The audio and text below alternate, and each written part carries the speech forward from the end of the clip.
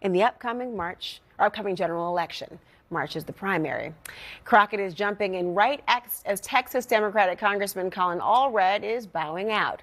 Sources tell us that she asked him to withdraw from the primary, citing polling that shows her with the best chance of winning.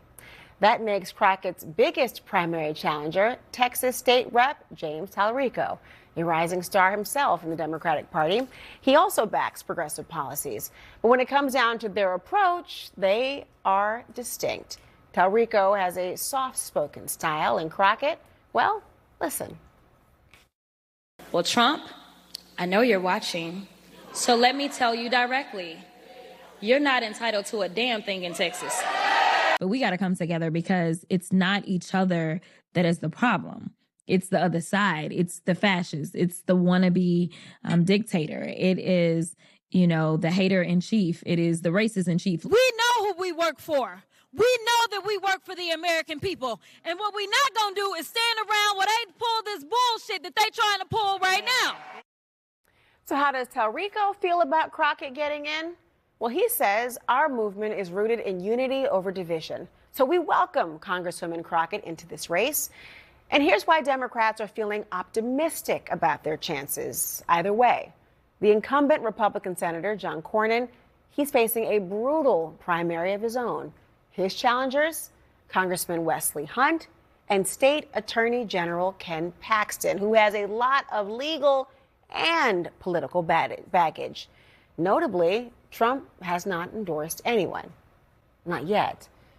But even with Democrats shooting their shot, they don't have a great track record for upsets in major Texas races. Beto O'Rourke has lost a Senate and gubernatorial race, and Colin Allred lost a Senate campaign just last year. So the big question is, will this time be different? Joining me now for an exclusive interview, her first since announcing her run for Senate in the state of Texas, Democratic Congresswoman Jasmine Crockett. Congresswoman, thank you for being here. As you know, a Texas Democrat has not won a statewide race in 30 years. Tell me what your path to victory is.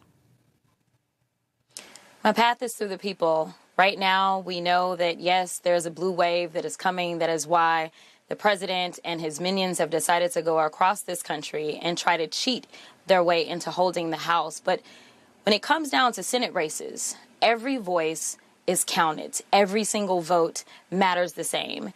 And what we wanted to look for is whether or not I could expand the electorate and get people motivated to vote who normally don't participate in the process.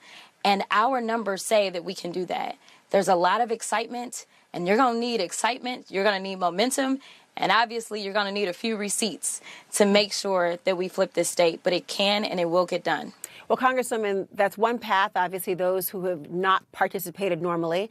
Then there's a whole host of people who have voted. Is your path through those who have previously voted but for different parties, as well as those who have not wanted to be a part of the system before?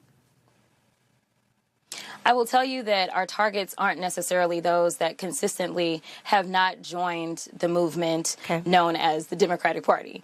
It's not necessarily them that we're going after, but I do want to be clear that a lot of people continue to think that this is about policy, yet they can't really explain how it is that you have Mandami Trump voters, or how you have Obama Trump voters, or how you have AOC Trump voters. And the reality is that I think that that's where we are going to walk that fine line. We are going to be able to get people that potentially have voted for Trump, even though I obviously am one of his loudest opponents, because at the end of the day, they vote for who they believe is fighting for them. And it's about moving people. And so I think I've got a track record of doing that. I think people understand that when I sign up to go to D.C., it's always me taking the people with me. It's not ignoring their voices. And that's what we're going to do. So for all those that believe it's about which one is more moderate or which one is too far left, if you look at the actual numbers, not just polls, but real elections, then you will see that the crossover doesn't come because you decide to sound like a Republican. The crossover comes because you make people believe that you will fight for them. How will you make voters who previously voted for Trump, particularly given that you have been an outspoken critic and he has inserted himself, just take your campaign video as is. He has inserted himself at every turn when it comes to your commentary. How will you convert those who are supportive of him to voters for you? Yeah, I don't know that we'll necessarily convert all of Trump's supporters. That's not our goal. Do you need to? Our goal is to definitely talk to people. No, we don't. We don't need to.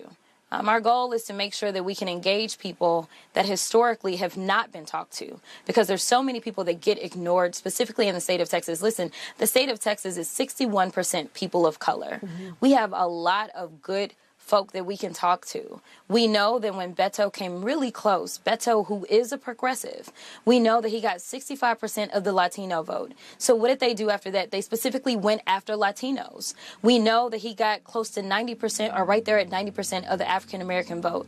So honestly, what we need to do is start talking to the vast majority of Texas. I think my message is very much a main